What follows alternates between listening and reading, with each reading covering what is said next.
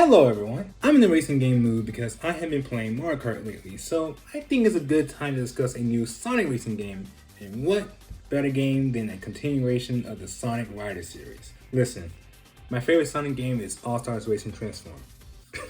That's a lie, it's Sonic R. But Sonic Riders is what I believe should be continued as the main racing Sonic series. Without further ado, let's begin. Now let's talk about the roster. Don't worry, there will be more than 15 characters. I think if you're talking about the base roster for the game, I believe 25 is a good number. Obviously, I don't have to say much about returning characters because all the characters from Free Riders returns for this game. So that's 16 characters in total. 17 with console exclusive characters like the Mii and Avatar returning from All-Stars Racing. For the remaining 8 characters, I picked Espio, Zaz, Charmy, Master Zeke, Big, Omega, Gamerol, and Zavok. That's a pretty strong roster, I believe so. But now, let's talk about the name of Sonic Riders 4. If we ever actually get a new Riders game, I think just calling it Sonic Riders 4 officially wouldn't be a smart idea. For a series that hasn't seen new releases in over a decade, it wouldn't be good marketing to start numbering them with this one. Not to mention, Sonic is going through a renaissance where his popularity now rivals his then popularity in the 90s, and the result of that popularity is having new fans. Calling the next Sonic Riders simply Sonic Riders 4 will be alienating to the newcomers. Realistically, I see them just calling it Sonic Riders Insert Year Here as sort of a soft reboot since it's been so long since Free Riders. However, they can't just give the game a subtitle, so let's do that. Now, the main aesthetic of this game is that it takes place in space! So I came up with Sonic Riders GT because it's a grand tour which relates to space. Also, having the game take place in space makes this game unique from the other three, since those games were more focused on the World Grand Prix, while this game will focus on the Solar Grand Prix. Okay, let's move on to the track selection in this game. Since this game takes place across space, most of the racetracks are based upon the actual light planets in our solar system. The planets in this game can be treated as cups, like in TSR, and each planet will have 4 racetracks as usual. The cool thing about these planets is that the next track in the cup shows a sense of progression to the locales. I won't discuss every planet and ideals for the tracks, but I do have a few starter ones. Earth, for example, has Metal City coming back from the first Riders game as a returning stage, and the next track is based on Angel Island. The last 2 tracks in the Earth's Cup are based on Stardust Speedway / Little Planet, and finally, the Moon. With the Earth Cup, there's a sense of progression with each and every track taking place in higher levitation than the previous one, until finally, we are in space. Another planet, Mars, is a planet that is the most technologically advanced in the organization, but the first track is in the far outskirts of the city near canyons. The next track is in the suburban neighborhoods of the city. The track after that is based on the highways near the city, and then the last track is the huge Martian utopia. Some planets are grounded in nature to the real life descriptions, like Venus being the hottest planet, and all of its tracks are based on hot landscapes. Saturn does have a few tracks based around its rings, but the final track in this cup is a spiritual successor to Sega Carnival, which is called Segaopolis, which references every Sega-related material and franchise from the 80s to now.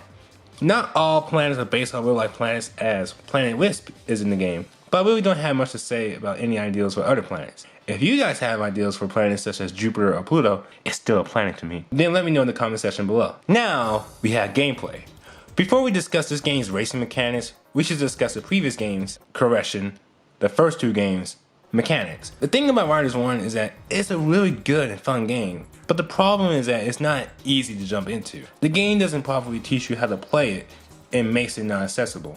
Zero Gravity tries to fix this, and even though it is more accessible than the first game, it was a result of oversimplifying the original game mechanics, which made it not as fun as the original. With Riders 4, it should be accessible like Zero Gravity, but with a high skill ceiling as the original. Let's explain this game's mechanics. Now, in the original game, there was an air meter, and if you ran out of air, you had to run on foot. In this game, just like Zero Gravity, running out of air is not a mechanic in this game.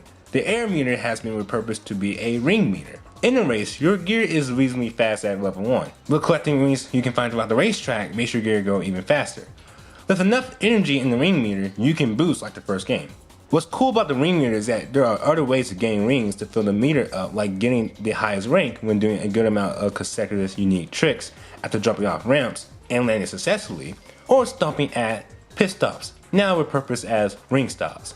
Similar to the original game with this air meter, the ring meter and your speed can be leveled up throughout the race by gathering 30 rings. Gathering 60 will max it out. Just like the original game, if you fall off the track, your ring meter will reset to level 1.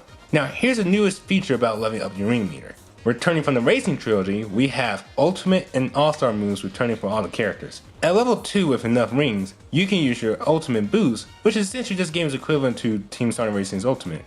At level 3, your character can do their All-Star just like the All-Star Racing games. These are the more powerful but gimmicky super moves, as with Sonic for example, he transforms into Super Sonic and just zooms past almost everyone to get in the lead.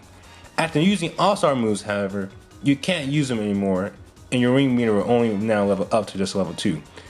Meaning your top speed will be downgraded to that level as well. The accessibility of this game is determined by how you want to gather rings. Newcomers will just collect a large amount of rings by just collecting them on the racetracks as they race, while the more advanced players will extend their opportunities to collect rings by doing tricks and going to the ring stops much more frequently than the casuals. With the Ultimates and All-Stars, it really depends on when or how you use them in a race, which is something I believe both casuals and veterans will think about when playing, since it's a risk or reward system at play. Not using any super or all-star moves and just focusing on keeping your ring meter at level 3, which in return will keep your top speed consistent throughout the race, is something I see most veteran players will do in comparison to newcomers. However, it can give other less experienced players the opportunity to use their all-star moves against veterans in the last lap to get ahead of them.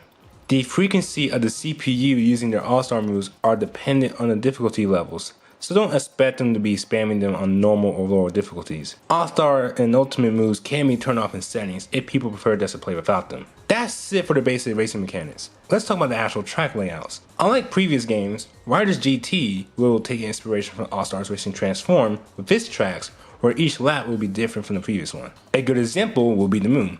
The first lap is around the moon's surface where the sun shines on it. But the next lap is on the dark side of the moon. And finally, the last lap takes place in the part of the moon where it was destroyed by the Eclipse Cannon from Sonic Adventure 2. And this part of the track is a ginormous crater filled with lava. I love how Transform had different lap layouts for its tracks, and I was disappointed that TSR didn't bring that idea back. So I would want Riders GT to do that. I just explained what you expect from the exhibition and Grand Prix modes of the game, but there are other gameplay modes in this game for players to enjoy. There are some modes to the standard racing, with the first one being Team Mode, where you can select 3 teammates. Ironic that you can't do that in a game called Team Sonic Racing, but whatever, and you race as a team. There's also survival mode where you have to race to get ahead of other racers to avoid being terminated. Pretty much the survival missions from the story mode of TSR, but made into its own sub-mode. Time trials are also available to play. There is Takeover, a mode where your team has to conquer more bases in the arena than opposing teams after being dropped onto an unnamed planetoid. You and your teammates will be given 3 signposts to put on the base, and it's your team's job to make sure your teammate has more signposts on one single or more bases than the others at the time runs out. There's also online where you can set up lobbies to play with your friends or strangers globally. Hopefully the servers will be good. Finally, you have story mode. The story for this game is that Eggman transformed Babylon Garden into what is essentially a tour bus for the citizens of Earth to travel the galaxy. He reintroduces the World Grand Prix as the Solar Grand Prix to keep tourists entertained during the trip, which baits Team Sonic and especially the Babylon Rogues to participate in the competition to see what Eggman's up to. Throughout the races, Eggman's robots put some small devices on each planet they visit. The last planet in the tour is Planet Babylon, which is filled with all the treasure the Babylonians have stolen. Deep in the treasure pits of the planet lies one continent-sized body of clay shaped like a vulture. Eggman wakes up the body of clay by turning on the devices his robots install on each planet they visit. Those devices are recordings of the racer's extreme gear, which can give out a high-pitched frequency that can wake up the vulture. Hence why Eggman hosted this Solar Grand Prix in the first place. Eggman reveals that the body of clay, which materializes into a body of metal, is the Babylonian vulture, an ancient magical offense mechanism for the ancient Babylons when they seek out treasure across the galaxy. It can suck distant treasure from afar, but there was a contingency that it can eat entire planets, if not entire solar systems as well, which is why it was deactivated for so long. Eggman had plans to use the vulture to intimidate planets to surrender to his empire, but the vulture let out a huge streak that destroyed all the devices across the planet before it sends Eggman flying into deep parts of outer space. The vulture demonstrates its power by eating a star that is bigger than the sun. Have you guys ever seen Unicron from the OG Transformers movie? That's pretty much how the vulture eats planets. The vulture then seeks out Earth, because of course it does, due to it sensing its rich treasures and civilizations. Team Sonic and the Babylon Rogues team up once again to destroy the vulture. This will trigger the final race, where there's a time limit to each lap. The first lap is to reach the vulture across the solar system. In this phase, the vulture can flap its wings to send you back, making you lose progress. The second lap is on the rings of the vulture, and it can open up holes that release air to push you off the track. The final lap is inside the vulture where you have to chase its heart and destroy it, just like the final boss from Zero Gravity. Destroying the heart ends the race. Once the Babylon vulture had been destroyed by the heroes, the Taurus on Babylon Garden celebrates its destruction. As Omochao, I forgot to mention that he's here, pilots the garden back to Earth, Jet challenges Sonic to one last race, ending the story. That was my proposed story for Sonic Riders GT. It's a rough draft, and I know it's far from perfect, but I believe it can definitely be fleshed out by competent writers. Before we move on, I actually want the cutscenes to be, actual cutscenes like the first two games. I hated the budget test box style they went with Free Riders and TSR. It feels so cheap and uninspired. Anywho, let's start wrapping things up. Customization is available for your stream gear, where you can buy extra parts to improve your gear stats and colors with the rings you collected from the races and time trials. When it comes to music, I don't really have any worries about that. Riders' soundtracks usually go hard, but I do have one suggestion. Since we're bringing back All-Star moves and therefore individual themes from the racing trilogy, here are my requests for all-star themes of all the characters in this game. The opening cutscenes should be animated by Powerhouse, and the original game's promotional art style should be brought back for this game. I want there to be an option where you can have the announcer, either the announcer from the original All-Stars racing game or Omochao, commentate on the races. Free DLC should be made for this game just to keep it relevant in the community, and it should consist of new characters like Tangle, Jewel, Whisper, Billy Hatcher, Knights, and now it's Kid, along with new racetracks based on other planets as well. That was my wish list for Sonic Riders 4, or Sonic Riders GT. I would love to see the Riders series make a comeback one day, but we'll have to see. That was my last video of 2022. Thank you guys so much for watching, and stay safe when traveling with family for the holidays. I will see you guys next year. I like that Xbox Series S got Unleashed, Generations, and Transform for having these games at 60 FPS, but I would still never forgive Xbox for killing the series off in the first place.